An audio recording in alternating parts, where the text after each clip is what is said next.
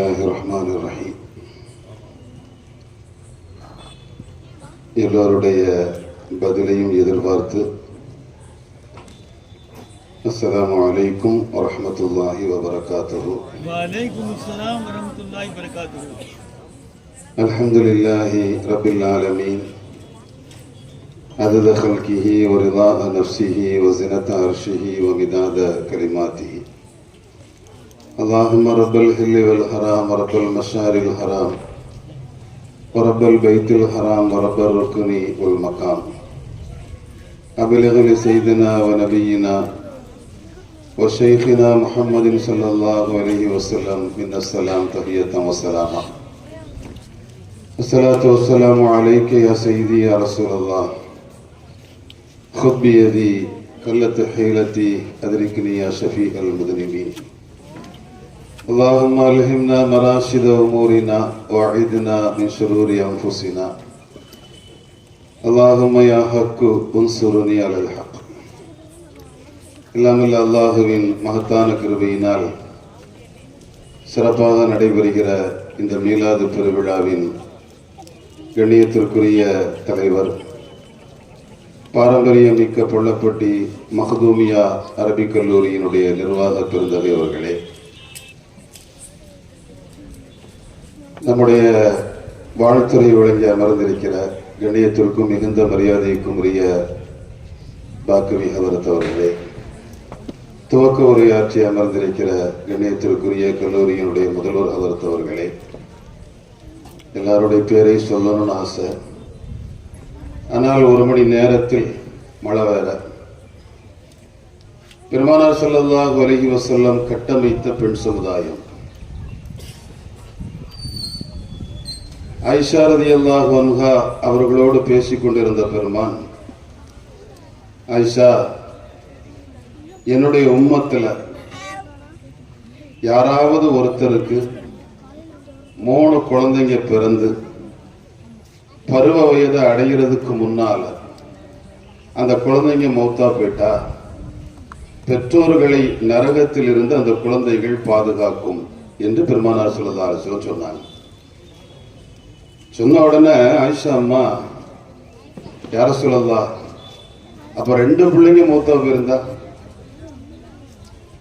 ஸல்லல்லாஹு அலைஹி வஸல்லம் சிரிச்சுட்டே சொன்னாங்க, ஆயிஷா 2 பிள்ளை மௌத்தா போனாலும் அப்படித்தான் அப்படின்னாங்க. யார சொல்லலாம், 1 பிள்ளை மௌத்தா போயிருந்தா? ஸல்லல்லாஹு அலைஹி வஸல்லம் சிரிச்சுக்கிட்டே சொன்னாங்க, ஆயிஷா 1 பிள்ளை மௌத்தா போனாலும் அப்படித்தான்.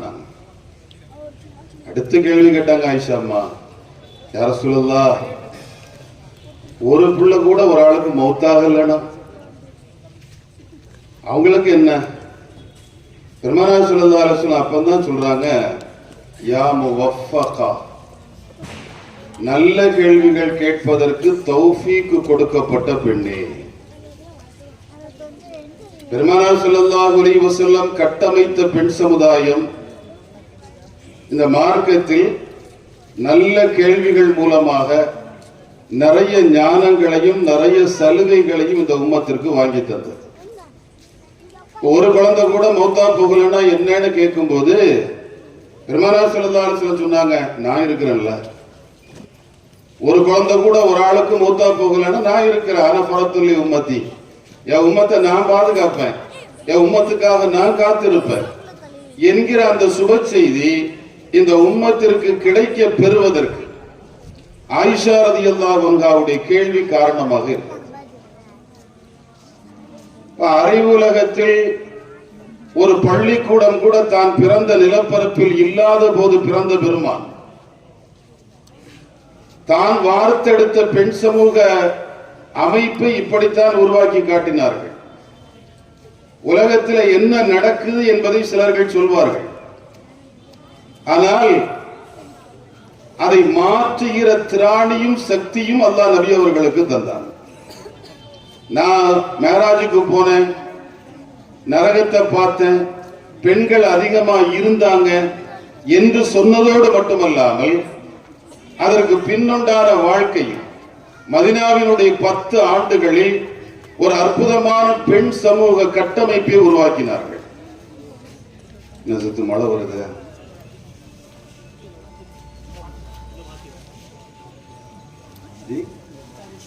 நம்ம உள்ள போயிட்டா நின்றோம்னு நினைக்கிறேன்.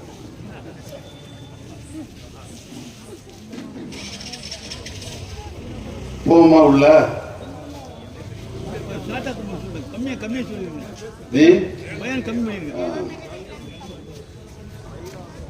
நான் தயார். ஏன்னா சில ஊர்லயாவது மேடையெல்லாம் மூடி இருப்பாங்க, இங்க எல்லாரும் நம்ம சேர்ந்துதான் நினைக்கணும். அது பெரிய விஷயம்தான். பெருமானார் ஸல்லல்லாஹு அலைஹி வஸல்லம் அவர்கள் மதீனாவினுடைய 10 ஆண்டு கால வாழ்க்கை,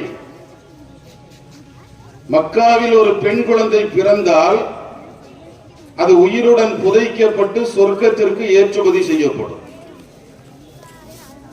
அப்படி இருந்த காலகட்டத்தில் பெண்ணினுடைய காலடிக்கு சொர்க்கத்தை இறக்குமதி செய்தவர்கள் பெருமானார் ஸல்லல்லாஹு அலைஹி வஸல்லம்.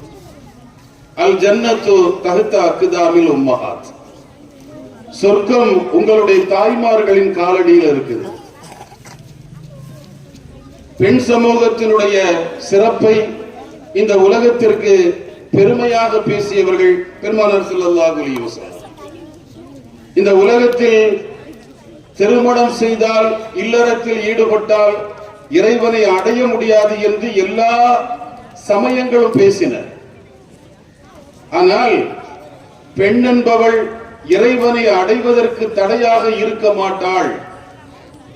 மன் அராத யல்கல்லாஹ தாஹிரம் முத்தஹரா, உள்ளிலும் வெளியிலும் சுத்தமான நிலையில் அல்லாஹ்வை சந்திக்க வேண்டும் என்று யார் நாடுகிறாரோ ஃபல்யத்தஸவ்வஜில் ஹராயிர், அவர் சாலிகான பெண்களை திருமணம் செய்யட்டும். திருமணம் செய்வதன் மூலமாகத்தான் இறைவனுடைய நெருக்கம் கிடைக்கும் என்கிற இல்லறத்தை ஆன்மீகத்திற்கு தடைகல்லாக ஆக்காமல் படிகல்லாக ஆக்கியவர்கள் பெருமானார் ஸல்லல்லாஹு அலைஹி வஸல்லம். சொன்னதோடு மட்டுமல்ல, 10 திருமணங்களை செய்து 10 மனைவியர்களோடு வாழ்ந்து அந்த வாழ்க்கையினுடைய பிற்பகுதிகளை சொல்கிறார்கள், இன்னி அகுஷாக்கும் லில்லாஹ், உங்கள அல்லாஹ்வை ரொம்ப பயப்படுறவன் நான் தான். இன்னி அஅலமுக்கும் பில்லாஹ், உங்களில் அல்லாஹ்வை அதிகம் அறிந்தவனும் நான் தான். பேச ஆரம்பிக்க போறாங்க. அஸ்ஸலாமு அலைக்கும் வரஹ்மத்துல்லாஹி வபரகாத்துஹு. திருமணம் செய்து அதற்கு பின்பு தன்னை அறிமுகம் செய்கிற போது சொன்னார்கள், இன்னி அஹ்ஷாக்கும் லில்லாஹ், நான் உங்களிலேயே அல்லாஹ்வை ரொம்ப அஞ்சுறவன் நான் தான். வஅலமுக்கும் பில்லாஹ், உங்கள அல்லாஹ்வை ரொம்ப அறிந்தவனும் நான் தான். அப்ப ஆன்மீகத்திற்கு இல்லறம் தடை அல்ல என்கிற ஒரு பெரிய புரட்சியை இந்த சமூகத்தில் பெருமானார் ஸல்லல்லாஹு அலைஹி வஸல்லம் செய்து காட்டினார். ஆண் சமுதாயத்தினுடைய வரலாறும் நம் எல்லோருக்கும் நபி ஸல்லல்லாஹு அலைஹி வஸல்லமை காதலித்த, நேசித்த, நபியினுடைய பாசத்தை உயிரோடு உடலோடு ஊன் பகுதிகளோடு கலந்து கொண்ட சஹாபிகளுடைய வரலாறு நிறைய தெரியும்.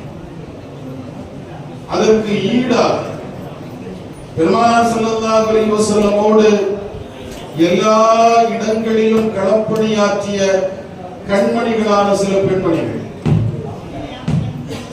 உஹது யுத்தத்தினுடைய நேரம்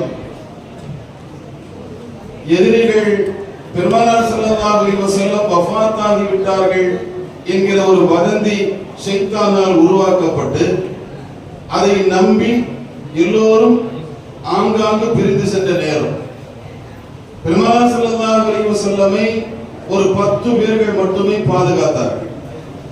நபியை சுற்றிலும் 10 பேர்கள் பாதுகாப்பாளராக நின்றார்கள்.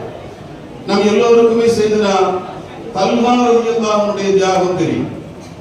தல்ஹா ரலியல்லாஹு அன்ஹுடைய கரம் 5 விரல்களும் கையை விட்டு வெளியே விழுந்தது. அந்த கை சூம்பி போனது, அதனுடைய நுனிப்பகுதிகள் அனைத்துமே அறுந்து கீழே விழுந்தது என்கிற வரலாறு நமக்கு தெரியும். சையதத்துனா நுஸைபா பின்த் கஅப், உம்மு அம்மாரா ரலியல்லாஹு அன்ஹா சொல்கிறார், அந்த உஹது யுத்தத்துல பெருமானார் ஸல்லல்லாஹு அலைஹி வஸல்லமை பாதுகாப்பதற்காக நின்ற 10 பேர்களில் நான் ஒரு ஆள். என்னுடைய கணவனார் ஸைத் ரலியல்லாஹு அன்ஹு ஒரு ஆளு, என்னுடைய மகனார் ஹபீப் ஒரு ஆளு, என்னுடைய மகனார் அப்துல்லா ஒரு ஆளு, என்னுடைய சகோதரி ஒரு ஆளு, என் குடும்பத்தில் இருந்த 5 நபர்கள் அந்த 10 பேர்ல அதிகம். முழுமையாக நபி அவர்களை சுற்றி சுற்றி நான் வந்தேன். அம்மா சொல்றாங்க, என் கையில கேடயம் இல்ல, ஆயுதம் இல்ல, ஆனால் 2 கை இருக்கு. 2 கைகளால் பெருமாள் முஹம்மது ரசூலை காப்பாற்றுகிற பாக்கியம் அல்லாஹ் எனக்கு தந்தார். எனவே கரங்களால் வரும் அம்புகளை நான் தடுத்துக் கொண்டிருந்த போது வேகமாக சென்ற ஒரு நபித்தோழர் கையில் கேடயத்தோடும் வாளோடும் சென்று கொண்டிருந்தார். அதை பார்த்து ஸல்லல்லாஹு அலைஹி வஸல்லம் சொன்னாங்க, அந்த கேடயத்தை சண்டைகிறவங்களுக்கு கொடுத்தா நல்லா இருக்கும் இல்லைன்னா, அவர் கேடயத்தை தூக்கி போட்டு போயிட்டார். நான் வேகமாக சென்று கேடயத்தை எடுத்தேன். அந்த கேடயத்தை சுற்றி சுழட்டி சுழட்டி முகமது ரசூலை உஹது யுத்தத்தில் பாதுகாத்தவள் நான். அந்த பாதுகாப்பினுடைய துணியில் எதிரி ஒருவன் வேகமாக என் தோளை வெட்ட வலது தோளில் விழுந்த காயம், இக்கையை தூக்க முடியாமல் நான் சிரமப்பட்ட போது இடது கையில் கேடயத்தை மாற்றி இடது கையை மட்டும் வைத்து நபி அவர்களை நான் பாதுகாத்து வந்தேன். இறுதியாக அந்த வேகம், வலியினுடைய வேகம் தாங்க முடியாமல் நான் கொஞ்சம் சோர்ந்த போது எதிரிகள் என்னை தாக்க முற்பட்டார்கள்.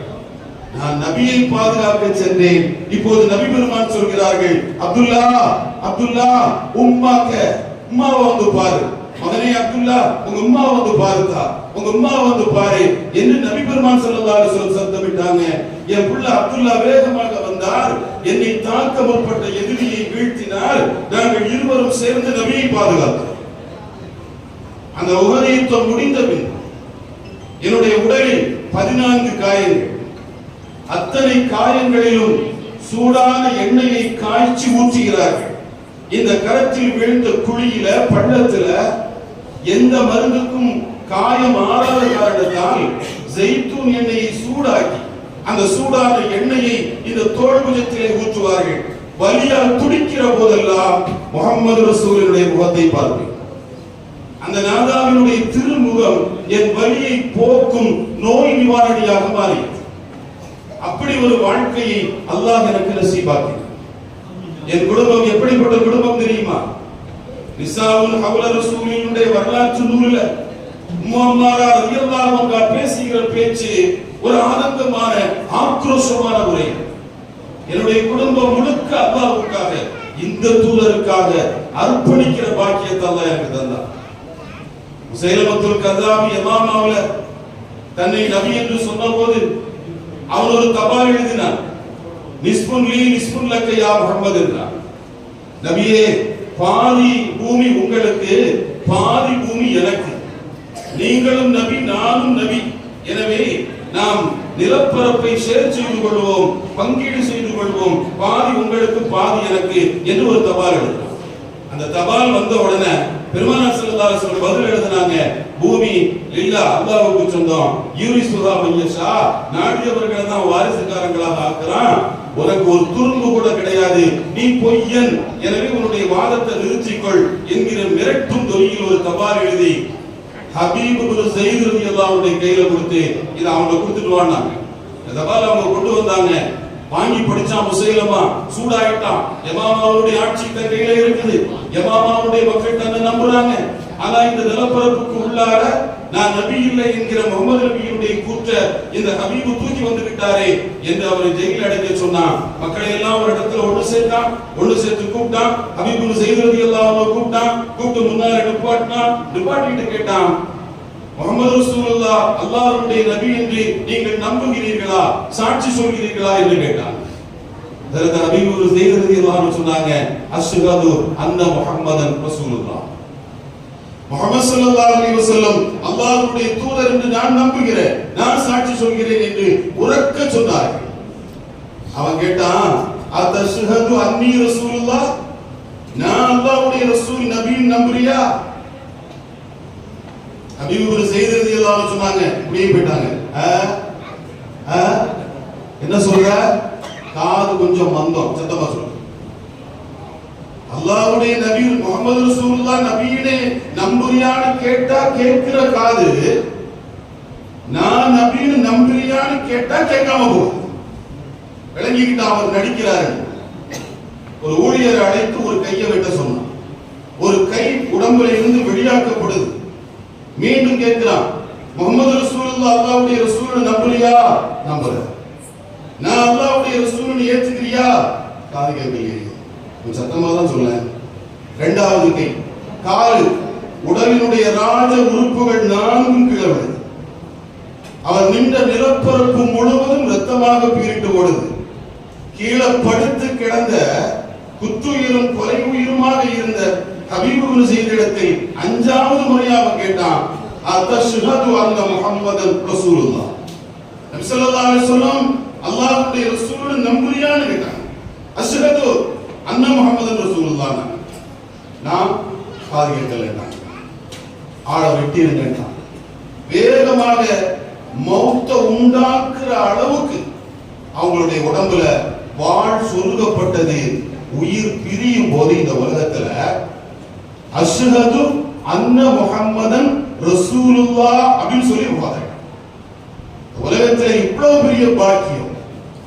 நான் அல்லாஹ்வுடைய தூதர் முஹம்மது ரசூலை நபியாக நேசிக்கிறேன், சாட்சி சொல்கிறேன் என்று சொல்லி பெருமானார் ஸல்லல்லாஹு அலைஹி வஸல்லம் வாழ்ந்த காலத்துல இந்த திருக்கலிமாவை மொழிந்து ரிசாலத்தை ஏற்று ரிசாலத்திற்காக தன் உயிரை நீத்த முதல் தியாகி என்கிற பெருமை ஹபீப் இப்னு ஸைத் ரலியல்லாஹு அன்ஹுக்கு கிடைத்தது.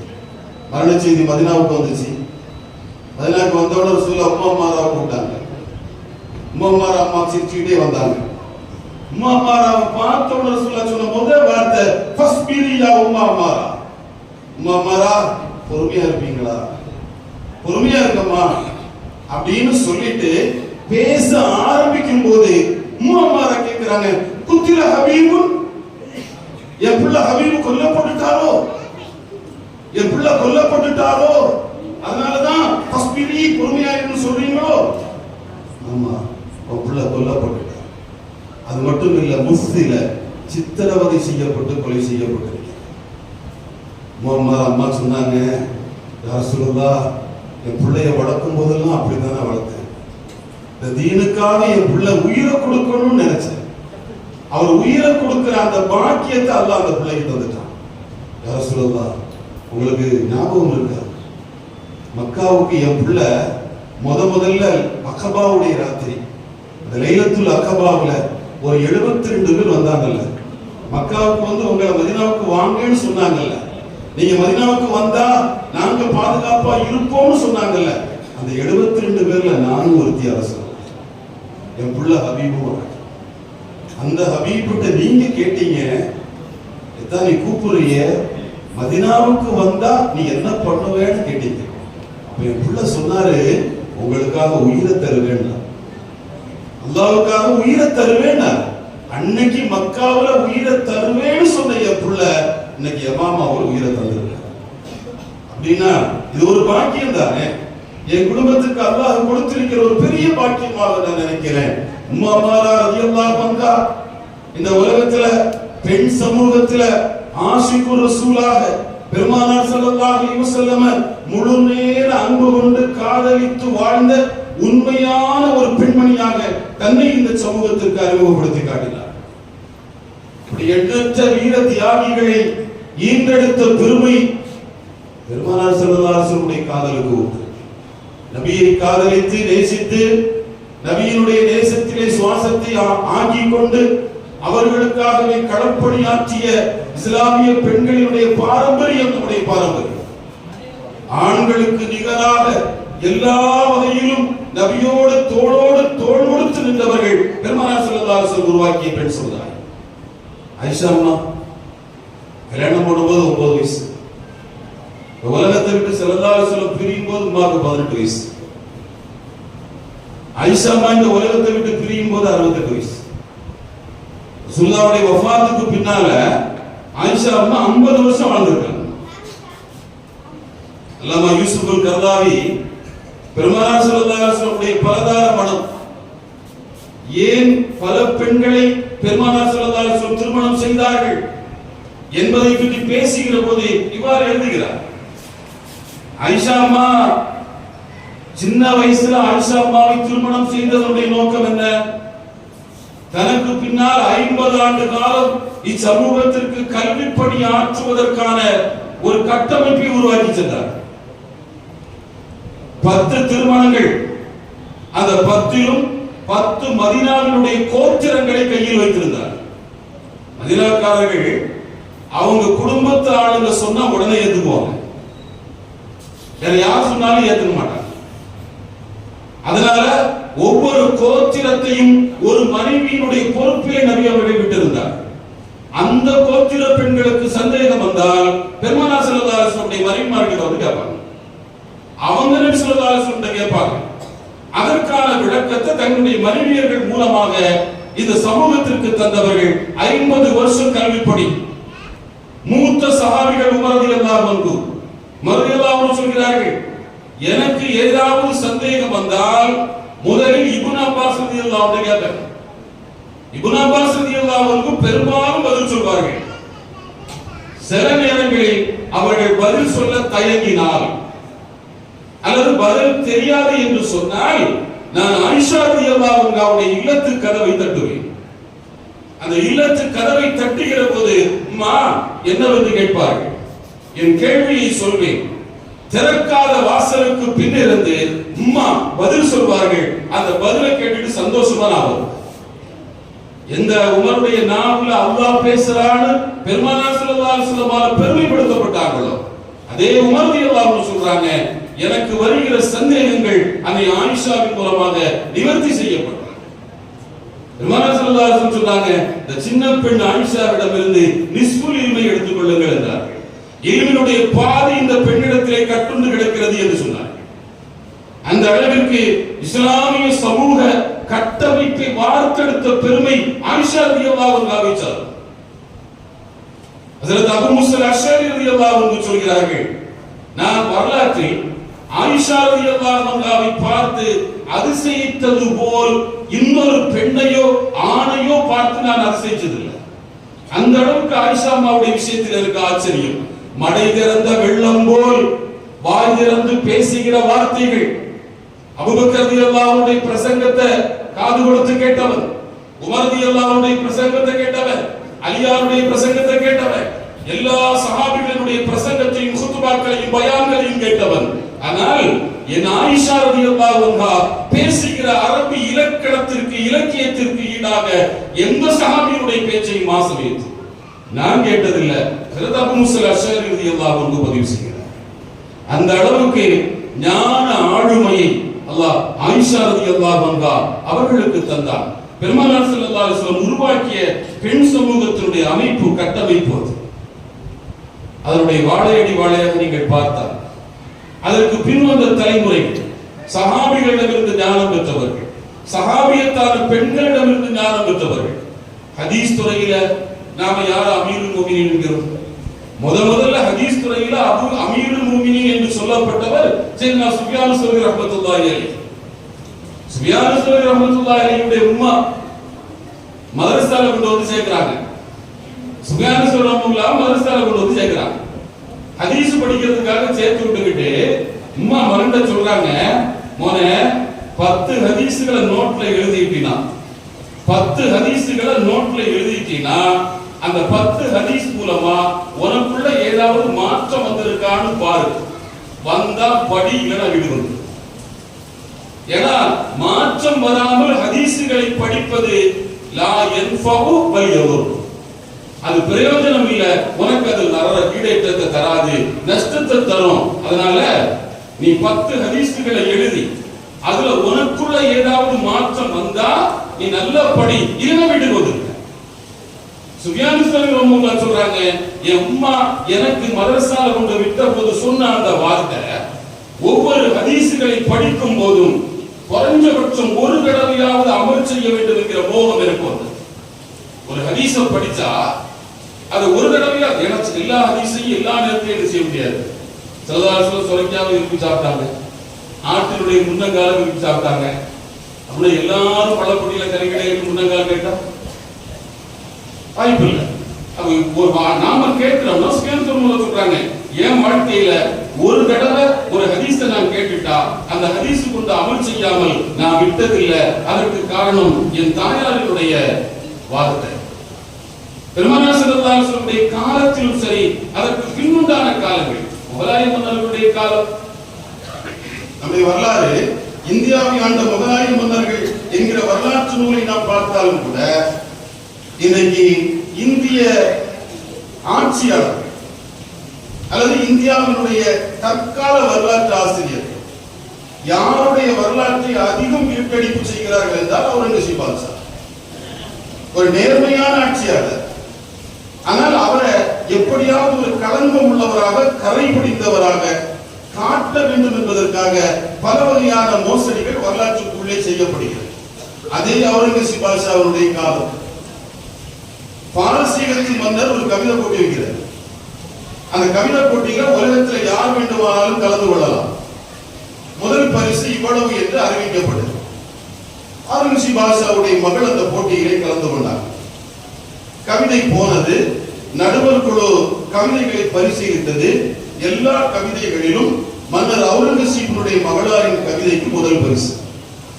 மன்னருடைய தபால், பாரசீக மன்னருடைய தபால் வருது, உங்களுடைய மகளாருக்கு முதல் பரிசு, பரிசு வாங்க பிள்ளை வர வேண்டும் அப்படின்னு தபால் வந்துச்சு.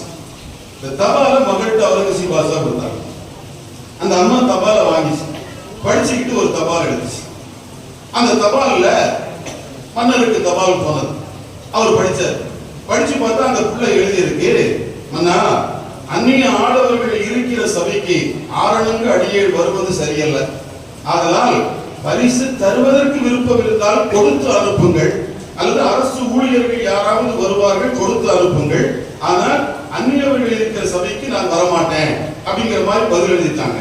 அதை படிச்ச அந்த ஆளு பேரரசு வெறி பிடிச்சவ, கோபம் வந்துருச்சு. கோபத்தோடு வந்துதான் ஆக வேண்டும் என்பது போல ஒரு தபால் எழுதினார். அந்த தபாலையும் அவுரங்கசீப் பாட்ஷா மகளிடத்தில் கொடுத்தார். மகள் அதை வாங்கி கொண்டு அதற்கு ஒரு பதில் எழுதினாங்க. அந்த பதில் அவருக்கு வந்தது. அவர் பதில திறந்து படிச்சாரு. படிக்கும் போது அவர் படிச்சுக்கிட்டே சிரிக்கிறாரு. அவர் படிக்கிறார், அந்த அம்மா எழுதி இருக்குது, மன்னா, மல்லிகை பூ அத்தருக்குள்ள, மல்லிகை பூ அத்தருக்குள்ள மல்லிகையின் வாசனையை பார்க்கலாம், மல்லிகையை தேடலாமா? மல்லிகை பூ அத்தருக்கு உள்ளே மல்லிகையின் பூவின் வாசனையை தேடலாம், விரல விட்டு பூவை தேடலாமா?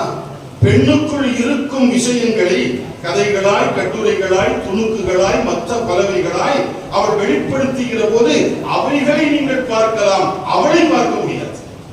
பெண் அத்தரை போன்றவள், மல்லிகை அத்தரை போன்றவள், எனவே நான் வரமாட்டேன் என்று பதில் கிடைத்த போது மன்னர் பரிசு தொகையை இரட்டிப்பாக்கினார் என்கிற வரலாறு உண்டு.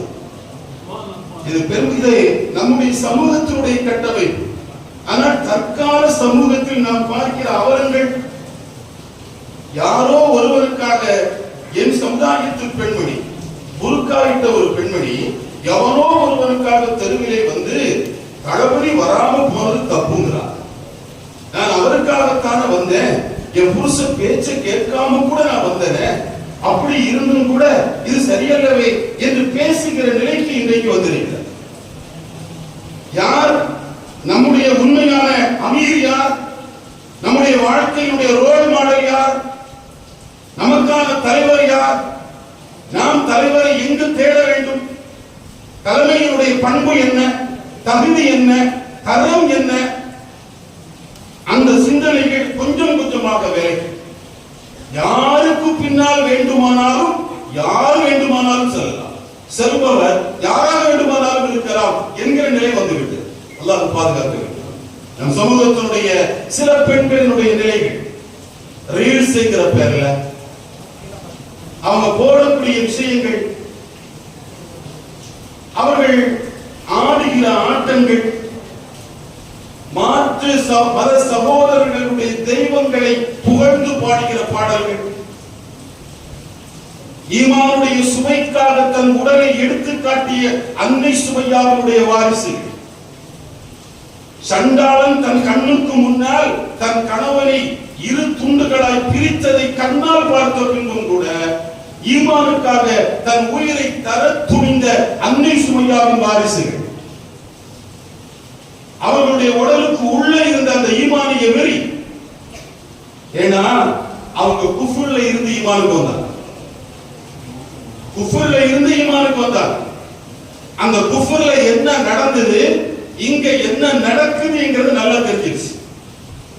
தெரிஞ்சு பெருமானார் ஸல்லல்லாஹு அலைஹி வஸல்லம் அந்த பாசம், அந்த நபி மேல அவங்களுக்கு இருந்த மோகம் அவர்களை கட்டுண்டு கிடக்க வைத்தது. யாசிர் ரலியல்லாஹு அன்ஹு கொன்ன அபூஜஹிலே சுமையாமாவை பார்த்து கேட்கிறான், பாத்தியா உன் கண்ணு முன்னால யாசிர 2 துண்டா பிரிச்சிருக்கிறேன், அப்படி பிரிச்சு போட்டுட்டு அந்த 2 துண்டுகளுக்கு மத்தியில நான் நடக்கிறத நீ பார்க்கிற, பார்த்து இப்போ வரையிட்ட கேட்கிற, நீ முகம்மத திட்ட வேண்டும், மறுக்க வேண்டும், நபி இல்லை என்று சொல்ல வேண்டும், இவ்வளவுதான். சொன்னா ஒன்னா விட்டாரு. சுமையாமா சொன்ன வார்த்தை, அந்த நபிக்காக இருப்பது ஒரு உயிர் தானே, போவது அது நபிக்காக போகட்டும், என் கணவர் சென்ற இடத்தையே நானும் தேர்ந்தெடுக்கிறேன். அதில் சுமையா ரலியல்லாஹு அன்ஹுவுடைய மர்ம உறுப்பு அம்படிச்சு கொண்டு அவ இவ்வளவு நடந்தும் அல்லாஹ் மேல உள்ள நம்பிக்கை, நபி மேல உள்ள நம்பிக்கை, பாசம் அவங்களுடைய ஈமான பாதுகாத்து. ஆனால் சராசரியா சின்ன சின்ன விஷயங்களுக்காக முதலிலே இழக்கப்படுவது ஈமான். ஈமான தூக்கி வச்சுக்கிட்டு அடுத்த கட்டத்துக்கு போகலாம் என்கிற நிலைப்பாட்டுக்கு நம்முடைய சமூகம் இன்றைக்கு வந்திருக்கிறது. இப்ப இந்த நிலைகளில் இருந்து நம் சமூகத்தை மீட்டெடுக்க வேண்டும் என்றால் அது பெருமானார் ஸல்லல்லாஹு அலைஹி வஸல்லம் அன்பின் மீது மட்டும்தான் சாத்தியமாகும். ஜாபிர் ரலியல்லாஹு அன்ஹு சொல்றாங்க, எங்களுடைய பிள்ளைகளுக்கு நாங்கள் சஹாபிகளை பற்றி சொல்வோம், எங்களுடைய பிள்ளைகளுக்கு நாங்கள் சஹாபிகளை பற்றி சொல்வோம். சஹாபிகளை பற்றி என்ன சொல்வோம்? நபியோடு நாங்கள் நடந்து கொண்ட விதத்தை பற்றி சொல்வோம். நபியோடு நாங்கள் வைத்திருந்த பாசத்தை பற்றி எங்களுடைய பிள்ளைகளுக்கு சொல்வோம்.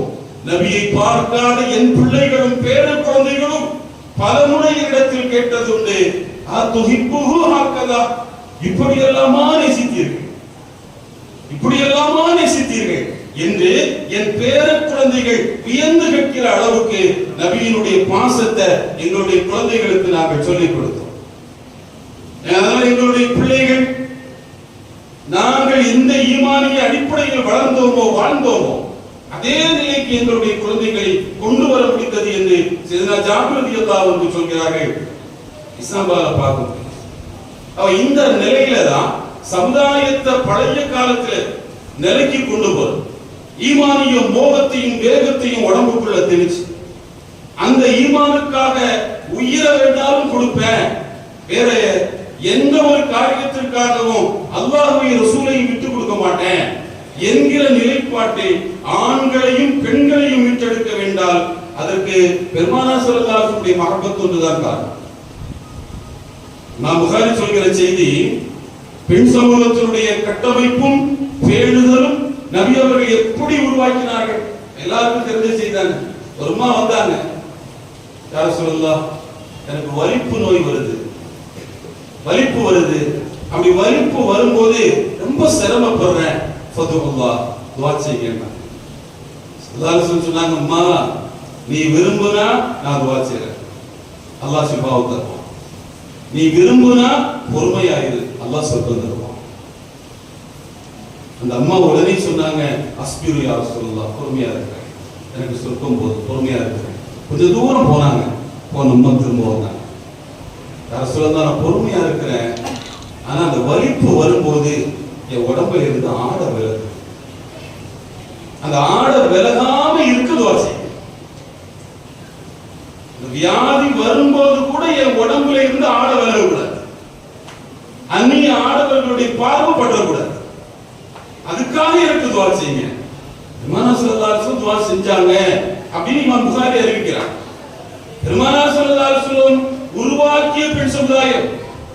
ஆயிஷா ரலியல்லாஹு அன்ஹா சொல்றாங்க, என் வீட்டுல சில அன்சாரி பெண்கள் இருந்தாங்க, அன்சாரி பெண்களை பார்த்து நாம் வியந்ததை போல எந்த பெண்களை பார்த்து நாம் வியந்ததில்லை.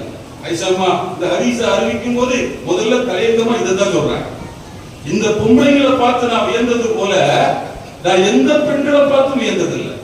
அந்த பாக்கியத்தை அல்லாஹ் பெண் பள்ளப்பட்டி பெண்களுக்கும் தருவானா. எங்க வீட்டுல உட்கார்ந்து பேசிட்டு இருந்தாங்க சில பொம்பளைங்க. அப்படி பேசிட்டு இருக்கும்போது நபி ஸல்லல்லாஹு அலைஹி வஸல்லம் சஹாபிகளை எல்லாம் வாங்கன்னு கூப்பிட்டாங்க. கூப்பிட்டு தோழர்களே ஆயத்து வந்திருக்குது, வஹி வந்திருக்குது, ஜிப்ரீல் இப்போதுதான் வஹிய தந்துட்டு போயிருக்கிறாரு. அல்லாஹ் சொல்றான் பெண்கள் ஹிஜாப் அணிந்து கொள்ளட்டும், பெண்கள் ஹிஜாப் அணிந்து கொள்ளட்டும் என்று அல்லாஹ் சொல்றான். இந்த ஆயத்து வந்துருச்சு, அதனால பெண்களை ஹிஜாப் அணிய சொல்லுங்க என்று பெருமானார் ஸல்லல்லாஹு அலைஹி வஸல்லம் சொன்னாங்க. அந்த சொன்ன வார்த்தையை என் வீட்டுல இருந்த பெண்கள் கேட்டாங்க. கேட்டுட்டு அவங்க சொன்னாங்க, அல்லாஹ்வே ஹிஜாப் அணிய ஆடை இல்லையே, வெறும் ஆடையோட தானே வந்திருக்கிறோம், இப்ப மறைக்கிறதுக்கான ஆடை இல்லையே, நாங்க என்ன செய்யறது என்று ஆதங்கப்பட்டார்கள். சில பெண்கள் சேலையை கிழிச்சு தலையிலே சுற்றி கொண்டார்கள்.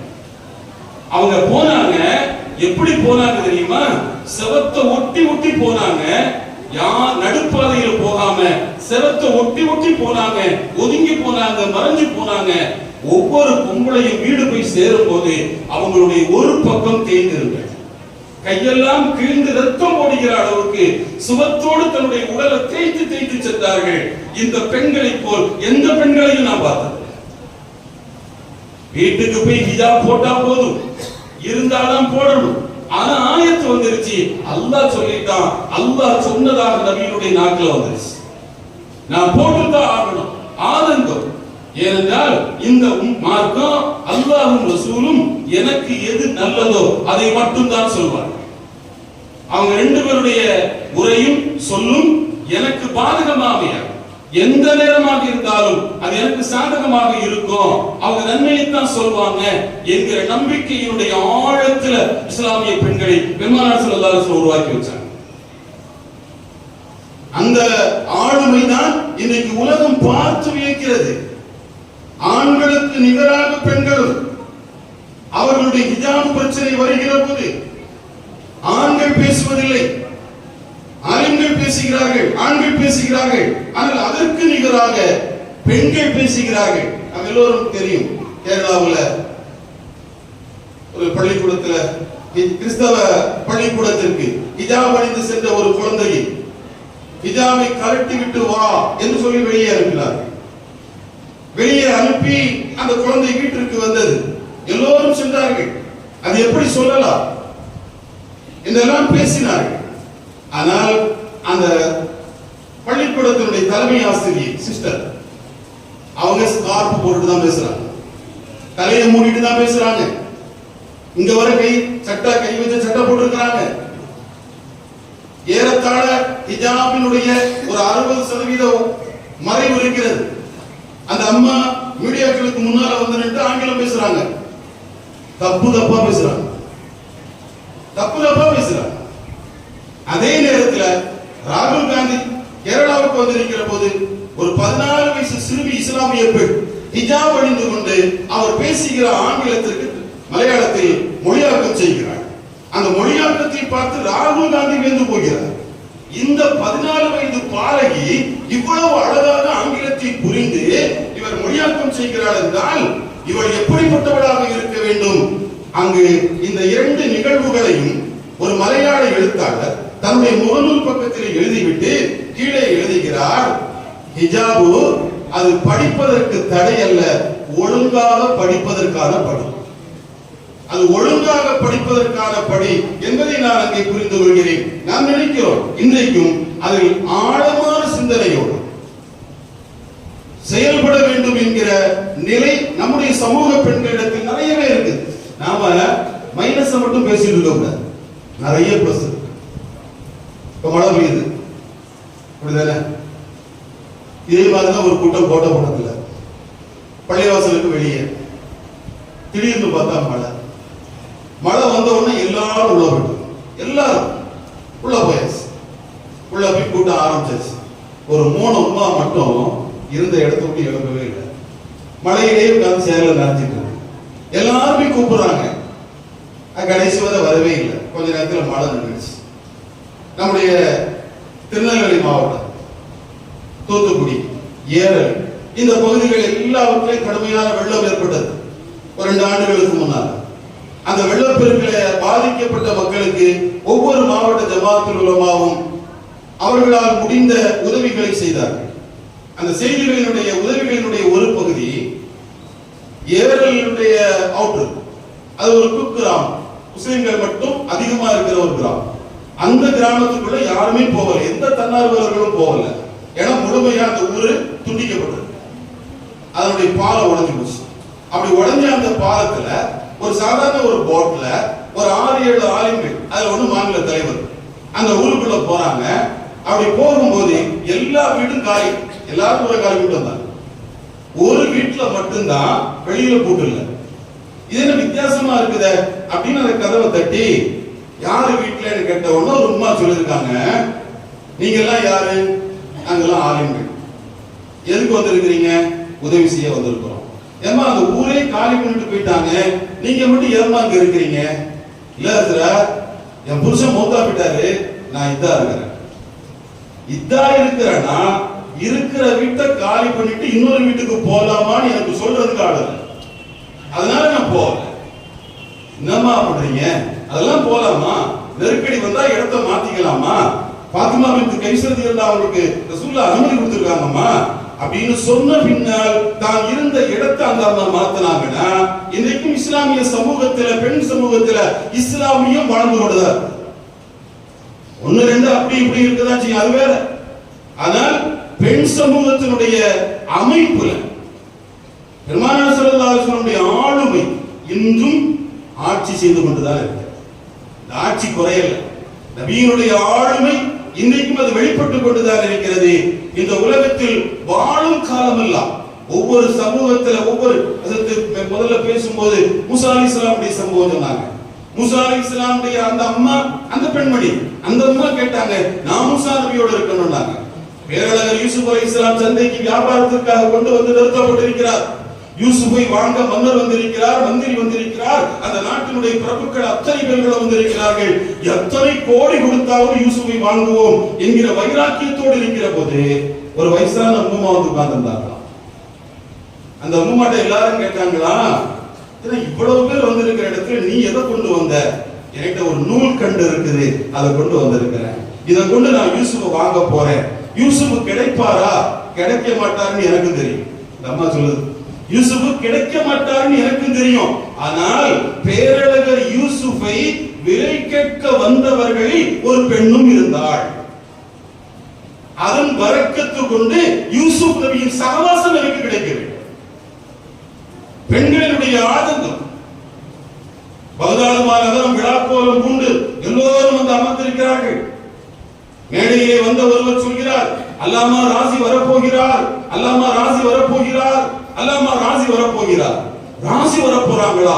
அத்தனை பேர்களும் வியந்து வலிமையை விழிவைத்து அவருக்காக காத்திருக்கிற போது இமாம் ராசி மேடையில் வந்து உட்கார்ந்தார்.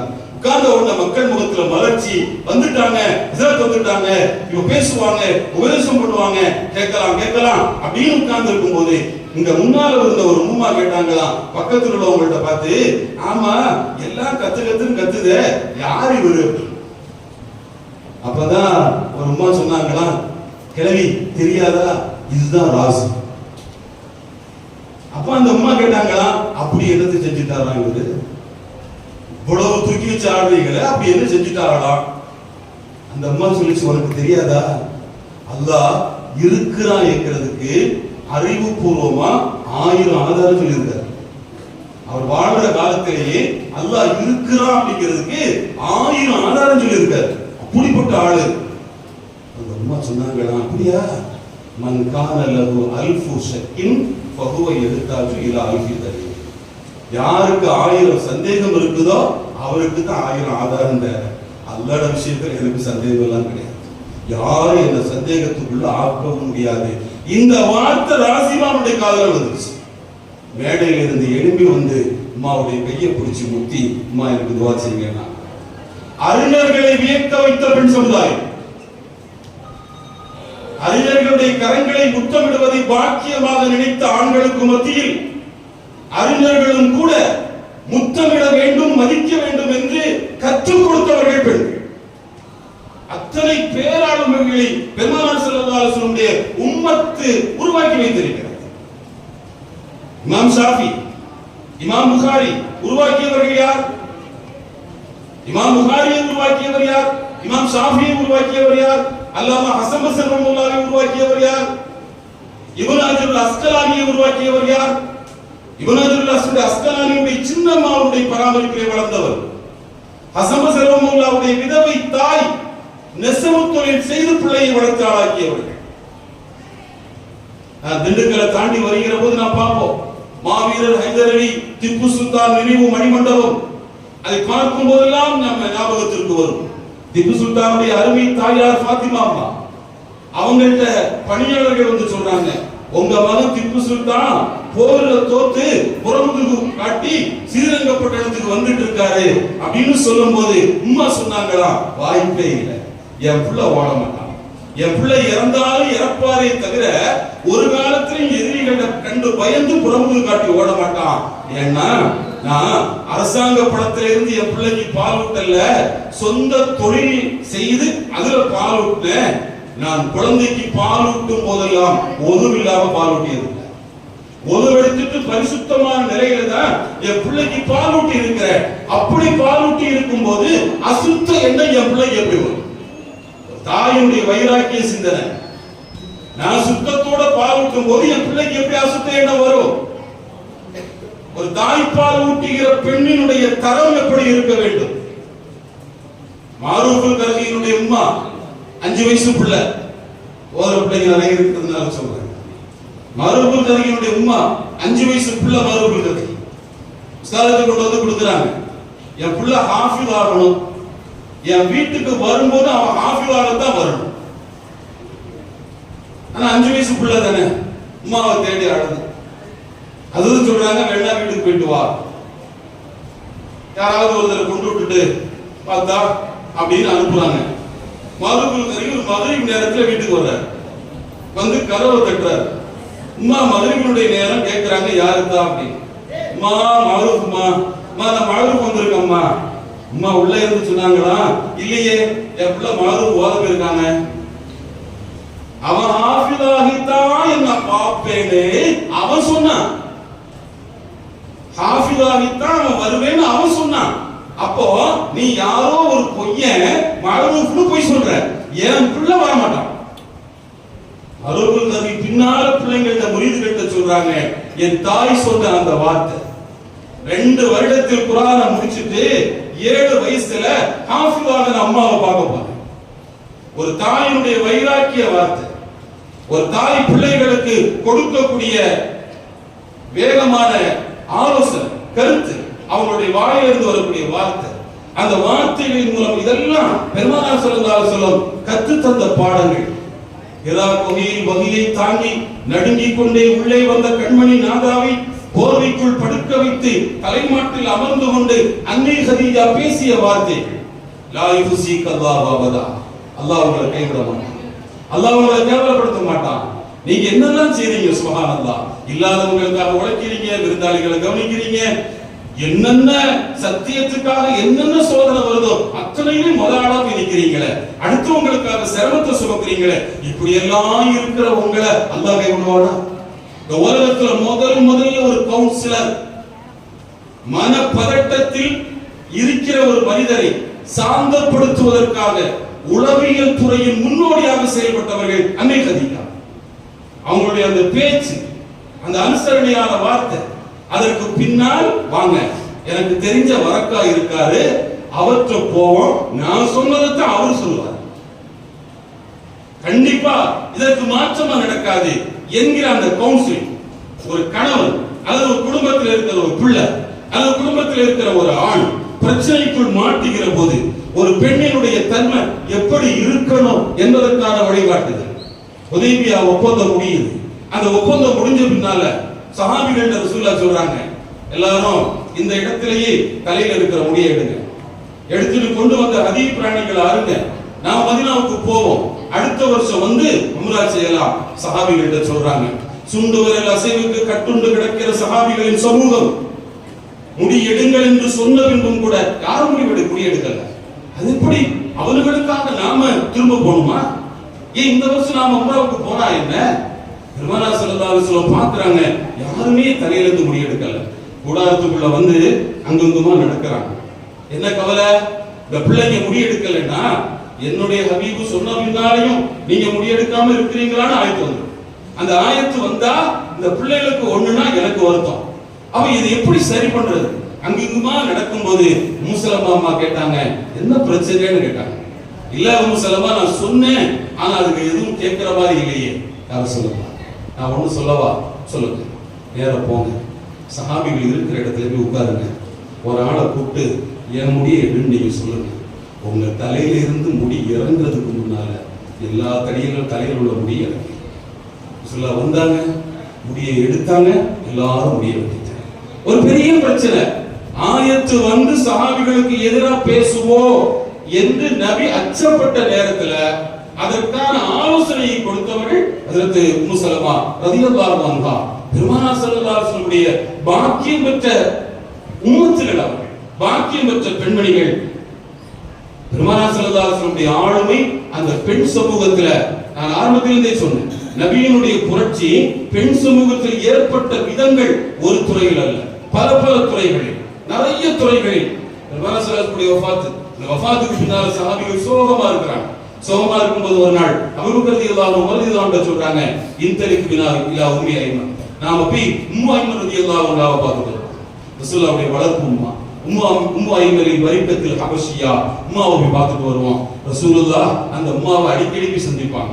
அதுபோல நாமளும் போவோம். நஸூருஹா கமா யஸூருஹா ரசூலுல்லாஹ், நபி ஸல்லல்லாஹு அலைஹி வஸல்லம் சந்திக்கிற மாதிரி நாமளும் போய் சந்திப்போம் அப்படின்னு ரெண்டு பேருமா வந்தாங்க. வந்து கதவை தட்டினாங்க. உம்மா கதவை திறந்தாங்க. இவங்களை பார்த்த உடனே உம்மா ஐமன் அழ ஆரம்பிச்சாங்க. ஸல்லல்லாஹு அலைஹி வஸல்லம் பிரிவு, அந்த பிரிவை நினைச்சு உம்மா அழ ஆரம்பிச்சிட்டாங்க. அழ ஆரம்பிச்ச உடனே மரியல்லாஹு கேட்டாங்க, அம்மா நம்மள்ட்ட இருக்கிறத விட ரசூலுல்லாஹ் அல்லாஹ்ட்ட இருக்கிறது நல்லது தானே? நம்மள்ட்ட இருக்கிறத விட ரசூலுல்லாஹ் அல்லாஹ்ட்ட இருக்கிறது நல்லது தானே? ஏன் நீங்க இப்படி அழுதீங்கன்னு கேட்ட உடனே அம்மா சொன்னாங்க, இதா நம்மள்ட்ட இருக்கிறத விட அல்லாஹ் நல்லா பார்த்துக்குவான் ரசூலுல்லாஹ்வை, அல்லாஹ் அவங்க சிறப்பா இருப்பாங்க, அதுக்காகலாம் நான் அழல. இன்கத்தல் வஹி வஹி நடந்துச்சு. ரசூலுல்லாஹ் வஃபாத்தோட வஹி நடந்துச்சு. மதீனால எந்த தெருவுல என்ன நடந்தாலும் இந்த உம்மத்துக்கு இல்மு வந்துடுச்சு. உடனடியான விளக்கம் கிடைச்சிச்சு. அந்த விளக்கம் வந்த வஹி நபியினுடைய வஃபாத்தோட முடிஞ்சு போச்சு. இந்த இல்மு இல்லாம போச்சுதே, அதை நினைச்சாலும் ரெண்டு பேரும் சேர்ந்தாங்க.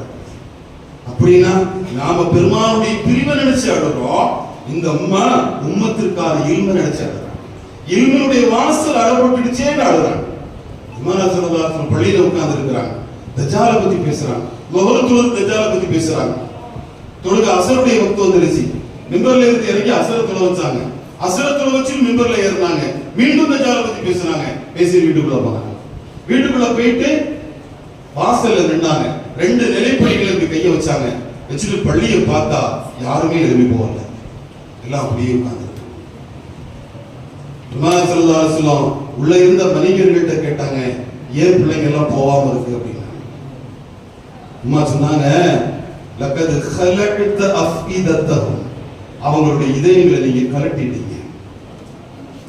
நாங்கெல்லாம் வீட்டுல கோதுமைய மாவை பெரட்டி ரொட்டிக்காக, சப்பாத்திக்காக, ரொட்டிக்காக மாவை பிசைஞ்சு வச்சுட்டு வந்திருக்கிறோம். ஆனா அதை சுட்டு தின்னணும்னு இப்ப மனசுல எண்ணம் இல்லை. சொல்லுங்க, கேட்கிற எங்களுக்கு இவ்வளவு வருத்தம் இருக்குது, சந்திக்கிற உம்மத்தி என்ன கஷ்டப்படும், அவன் வர்ற காலத்தில் இருக்கிற உம்மத்தி என்ன கஷ்டப்படும். ஒரு நீண்ட கால சிந்தனை. நபி இருக்கிற காலத்துல தஜ்ஜால் வரமாட்டான், அதற்கு உத்தரவாதம் உண்டு. ஆனாலும் தஜ்ஜாலை பத்தி கேட்கிற போது கவலை எப்படி வருது? பின்னுண்டான சமுதாய மக்கள், அந்த மக்கள் தஜ்ஜால் வருகிற போது என்னெல்லாம் சிரமப்படுவாங்க.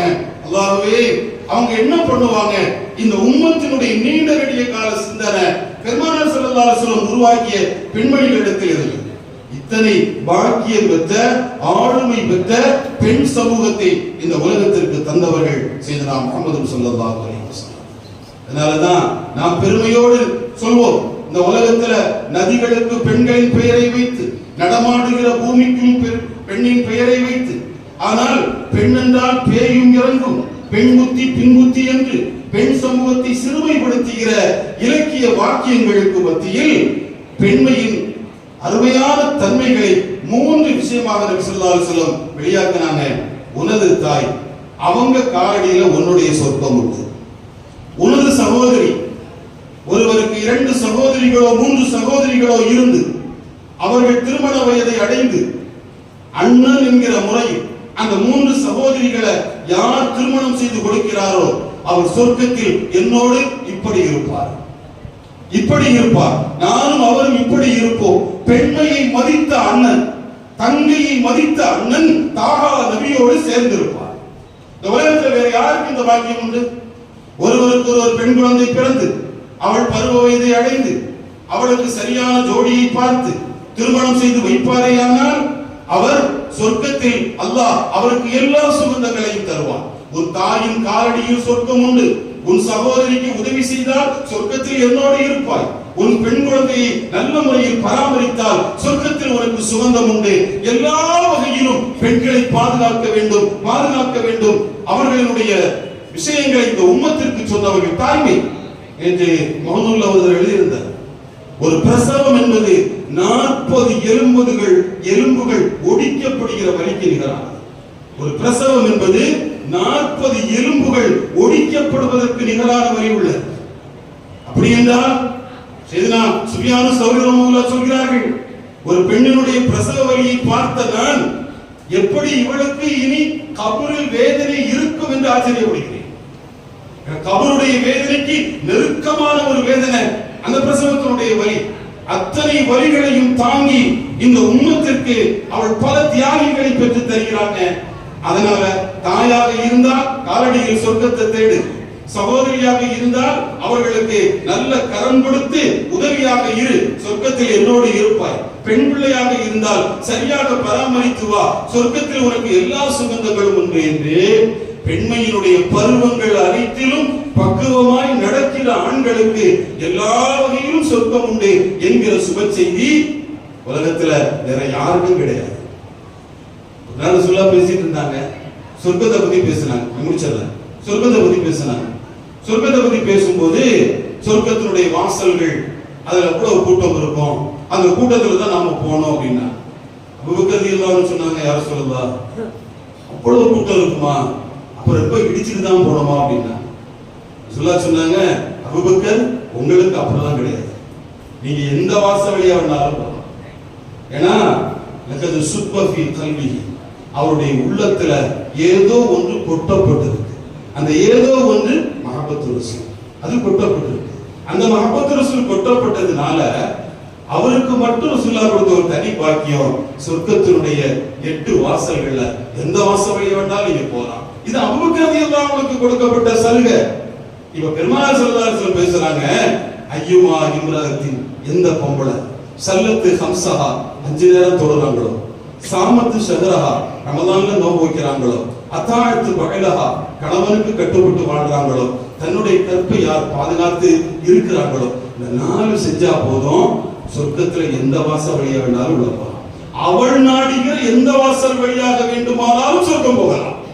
இந்த உலகத்துல ஆண் சமூகத்துல அபூபக்கர் ரலியல்லாஹு அன்ஹு மட்டும் கிடைத்த பாக்கியம் பெண் சமூகத்தில் எல்லோருக்கும் கிடைக்கும். ஆனா இந்த 4 கண்டிஷன் தான். 5 நேரம் தொழணும், ரமலான்ல நோன்பு வைக்கணும், கணவனுக்கு கட்டுப்படணும், தன்னுடைய அபயத்தை பாதுகாக்கணும். அந்த அளவுக்கு பெண் சமூகத்தினுடைய கண்ணியத்தை பேடி பாதுகாத்தவர்கள் நம் உயிரினுடையலான கண்மணி நாயகம் சையதுனா முஹம்மது ஸல்லல்லாஹு அலைஹி வஸல்லம். இந்த இது போன்ற மீலாது விழாக்கள் நம்முடைய மார்க்கத்தினுடைய அடையாளங்களாக, பெருமானார் ஸல்லல்லாஹு அலைஹி வஸல்லம் மஹப்பத் பேசப்படுகிற தலங்களாக உருவாகுவதற்கு இது கியாமத் நாள் வரையிலும் தொய்வின்றி அல்லாஹ் இதை நடத்திட்டு வருவானாக. அபூ மூஸா ஸர்ஹூரி ரஹ்மத்துல்லாஹி அலைஹி ஒரு செய்தி சொல்றாங்க, நான் ரசூலுல்லாஹ்வை கனவுல பார்த்தேன். சுபுலுல் ஹுதா வ ரஷாத் ஃபீ சீரத்தி கைரில் இபாத் அப்படிங்கிற வரலாற்று நூல்ல இந்த செய்தி வருது. அபூ மூஸா ஸர்ஹூரி ரஹ்மத்துல்லாஹி சொல்றாங்க, நான் ஒரு கனவு பார்த்தேன். அந்த கனவுல ரசூலுல்லாஹ்வை பார்த்தேன். ஸல்லல்லாஹு அலைஹி வஸல்லம் நான் கேட்டேன், யா ரசூலுல்லாஹ் மா ரஅயுக ஃபீ அமலில் மவாலித், இந்த மௌலிதுகள், அது விழாக்கள், மௌலிதுகள், அதற்கென்று சில விருந்துகள்லாம் ஏற்பாடு பண்றாங்க, இது சம்பந்தமா உங்களுடைய கருத்து என்ன? ஏன்னா எங்க ஊர்ல சில ஆலுசா இதை திங்குறான், அதுங்கிறான், இதுங்கிறான், சில பேர் சுன்னத்துங்கிறாங்க, முஸ்தஹப்புங்கிறாங்க, இருவேறுபட்ட கருத்துகள் ஓடிண்டு இருக்குது. அதனால உங்களுடைய ஆலோசனை கருத்து என்ன என்று நான் நபியிடத்தில் கனவுல கேட்டேன். அப்ப பெருமானார் ஸல்லல்லாஹு அலைஹி வஸல்லம் சொன்னாங்க, மம் ஃபரிஹ பினா ஃபரிஹனா பிஹி. யார் என்னை கொண்டு சந்தோஷம் அடைகிறாரோ அவரை கொண்டு நானும் சந்தோஷம் அடைகிறேன். அவர் நாம நபி ஸல்லல்லாஹு அலைஹி வஸல்லம் கொண்டு சந்தோஷம் அடைந்தால் நம்மை கொண்டு பெருமானார் ஸல்லல்லாஹு அலைஹி வஸல்லம் சந்தோஷம் அடைவாங்க. அது மீளாத விழாக்களும் பெருமானாரை பற்றி பேசப்படுகிற சபைகளும் அதற்கான ஆதாரங்கள் என்பதை புரிந்து அவைகள் நிரந்தரமாக பங்கெடுக்கக்கூடிய தௌஃபீக்கை அல்லாஹ் நம் எல்லோருக்கும் தந்தருள் புரிவானாக என்கிற பிரார்த்தனையோடு நான் நிறைவு செய்கிறேன். வாஹிரு தஅவானா அல்ஹம்துலில்லாஹி ரப்பில் ஆலமீன். அஸ்ஸலாமு அலைக்கும் வரஹ்மத்துல்லாஹி வபரகாத்துஹு.